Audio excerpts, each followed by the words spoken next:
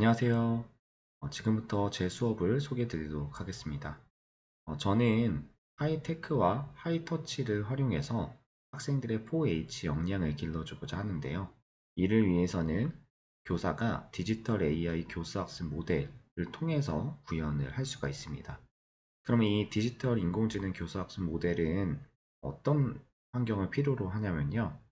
교사와 학생 간의 실시간 상호작용과 피드백이 원활하게 진행이 돼야 되고요.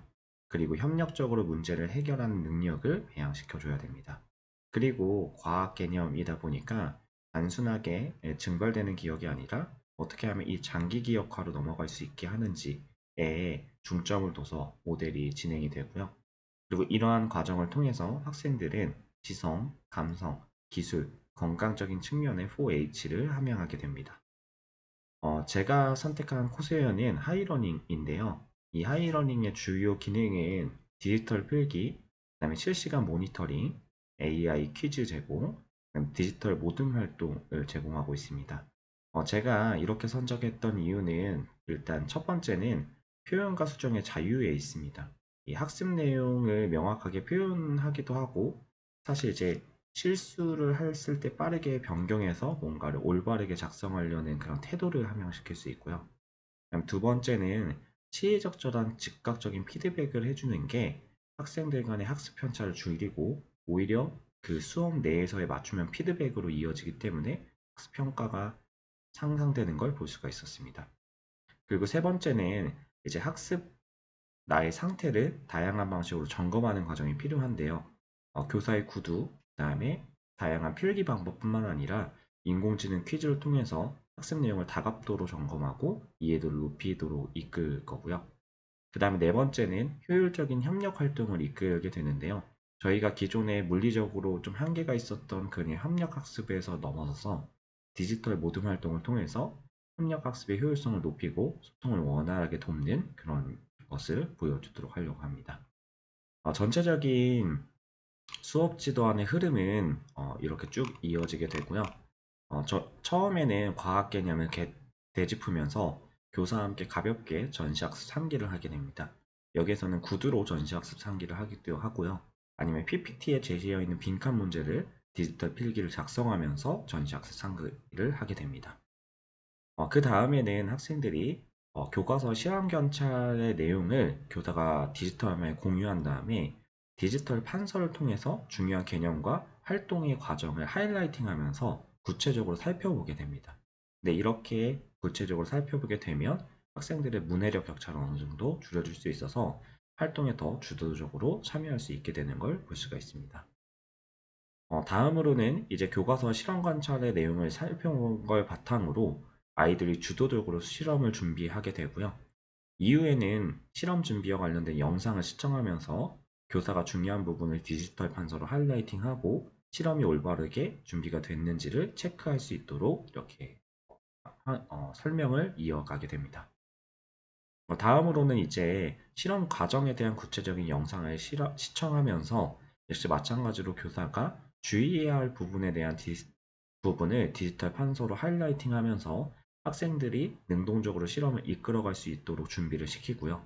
그 다음에 학생들이 직접 실험을 하는 과정에서는 모든 친구들과 실험을 진행하면서 디지털 필기를 사용해서 실험 강차를 공동으로 작성하게 됩니다. 이 과정에서는 교사가 실시간 모니터링 기능을 통해서 학생들이 어떻게 작성하는지를 선제적으로 파악한 다음에 피드백을 즉각적으로 제공을 해주는 게 가장 포인트라고 볼 수 있고요. 이어서는 이제 학생들이 작성한 실험 결과를 디지털 화면 공유를 통해서 모든별로 작성한 실험 결과를 발표하고요. 그 다음에 다른 모둠과 상호 보완하면서 내 부족한 부분을 채워나가도록 합니다. 마지막으로는 이제 뭐 디지털 필기라던가 다양한 방식을 통해서 학습 목표에 정말 올바르게 도달했는지를 확인하게 되고요. 추가적으로 필요에 따라서는 AI 코스웨어 같은 문제를 이제 이후에는 과제로 제시해 줄 수도 있습니다. 근데 제일 중요한 건 이 사전 즉 모니터링 통해서 즉각적인 피드백을 해야지만 학생의 도움을 요청하기 전에 빠르게 뭔가를 활동에 몰입할 수 있도록 이끌 수가 있고요. 그리고 학생들끼리 교사가 일방적으로 모든 걸 다 케어하는 게 아니라 또래 모델링을 통해서 학생들이 서로서로 도와가는 그 환경을 조성하는 게 매우 중요한 시사점이라고 볼 수가 있습니다. 결과적으로는 아이들이 문해력 차이를 극복해서 어떻게 하면 학습을 할 수 있을지에 대한 환경을 하이테크와 하이터치로 구현하고자 했고요. 그다음에 반복적인 과학 용어 노출을 통해서 어찌 보면 그 개념이 이어지고 개월화돼서 장기 기억화되고 이런 선순환적으로 내가 기억한 내용이 활동 속에 또 녹아들게 되면서 더 참여하고자 하는 그런 동기를 부여할 수 있게 됩니다. 결국에는 저희가 서책 교과서에 공부했을 때보다 훨씬 더 학업 성취가 높아진 것을 확인할 수가 있습니다.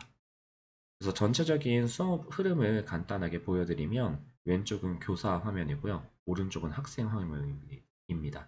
그래서 저희가 아까 말씀드렸던 것처럼 이 흐름에 대한 내용을 전체적으로 좀 보여드릴 텐데요. 먼저 제가 첫 번째로 말씀드렸던 건 전시학습 상기라고 말씀드렸죠. 만약에 아이들이 1번 문제의 전시학습 상기 문제를 한번 다시 풀어보게 하고 싶다. 그럼 지금 교사의 왼쪽 화면에서 하이라이팅을 해서 여기에 있는 정답을 한번 적어볼래? 라고 하면 학생이 여기에다가 정답을 이렇게 적습니다. 예를 들어 정의라고 적잖아요. 그러면 학생들이 어떻게 적었는지를 모니터링을 할 수 있습니다. 지금은 학생 개인정보 때문에 한 명이 접속이 되어 있는 상태라서 한 명이지만 접속 인원수에 따라서 아이들이 모니터링 할 수 있고요. 이런 과정을 통해서 아이들이 전시학습의 구두로 확인하고 디지털 필기로 직접 확인하면서 개념을 꼼꼼하게 짚고 넘어갈 수 있도록 합니다. 그 다음으로는 이제 PPT를 통해서 이제 아이들이 학습하게 되는데요. 이제 PPT 슬라이드를 넘기고 각각의 활동 내용이라던가 어떻게 진행이 되는지에 대한 것들을 포인트마다 찝어주면서 좀 더 몰입감 있게 수업에 참여할 수 있게끔 도와주고요. 다음으로는 아이들이 교과서에 있는 중요한 내용이 어디에 있는지를 읽지 않고 넘어가는 경우가 많습니다. 그래서 탐구 활동은 실험과 관련된 부분, 그리고 탐구 활동에서의 가장 많이 활용되는 주요 개념들을 다 같이 읽어보도록 하이라이팅 하기도 하고요. 그 다음에 내가 식물을 관찰했을 때 그 결과 모습이 헷갈릴 경우에는 참고할 수 있는 그림 자료까지 안내를 하게 됩니다. 그 다음에는 이제 실험 관찰에서 어떤 내용의 포인트로 뭐 동물 세포, 식물 세포, 그다음 생각 키우기에서는 공통적 차이점 이런 가장 작성할 때 포인트들을 하나하나 설명하게 되고요. 여기 활동에서는 사실 이 현미경에 대한 게 낯설기 때문에 아이들이 직접 여기 있는 현미경을 에 대한 명칭이라던가 그 사용 방법에 대해서 구체적으로 한번 적어보도록 합니다. 그럼 아이들이 적는 과정에서 교과서를 참고하기도 하고요. 그다음에 잘못 적었을 때는 교사가 모니터링 과정을 통해서 실시간으로 피드백을 시의적절하게 해주게 됩니다. 그럼 이렇게 교과서의 내용, 그다음에 그 광학 현미경 구조와 사용 방법을 익혔다면 아이들이 직접 이제 실험 준비를 하게 됩니다. 그러면 그 실험 준비는 교과서 내용을 바탕으로 실험 관찰을 통해서 이제 준비를 하게 되고요. 그 다음으로 이제 실험 준비를 마쳤다면 이제 올바르게 실험 준비를 했는지에 대한 영상을 시청하게 될 거예요. 그래서 영상 자체가 쭉 넘어갔을 때 전체적인 이제 실험과 관련된 내용이고요. 아이들이 중간중간에 이제 그 실험을 했을 때 조금 주의해야 될 사항들은 교사가 여기 하이라이팅을 하면서 여기 준비했을 때 이것 꼭 확인해야 된다. 뭐 이런 주의사항들을 안내하게 되고요. 이어서는 이제 실험 자체를 이제 이끌어 나가야 되는 거잖아요. 어떻게 실험을 해야 되는지에 대한 주의사항 같은 것들을 이제 꼼꼼하게 이제 안내를 해줍니다. 마찬가지로 교사가 하이라이팅 없이 말로만 설명하면 놓칠 수 있는 부분, 여기 있는 뭐 연구 프레파라트랑 여기 있는 렌즈가 닿으면 깨진다는 이런 주의사항 같은 것들을 내가 그림을 통해서 하면 학생 화면에서도 관찰할 수 있게 되겠죠.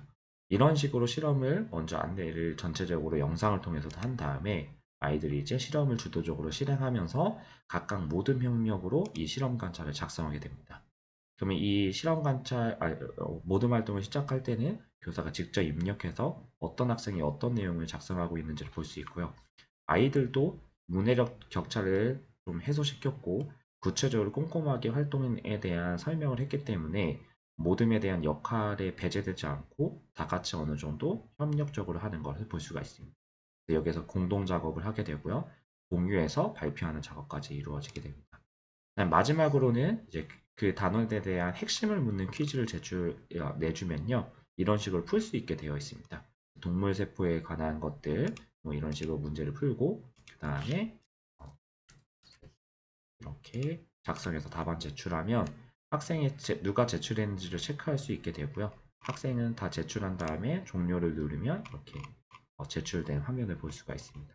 그럼 아이들의 번호 순으로 누가 어떻게 풀었는지, 그 다음에 어떤 학생들이 틀렸는지에 대한 아래에 이게 나오거든요. 오답률이랑. 그럼 이런 거 가지고 추가 정리 설명으로 이제 마무리를 짓게 됩니다.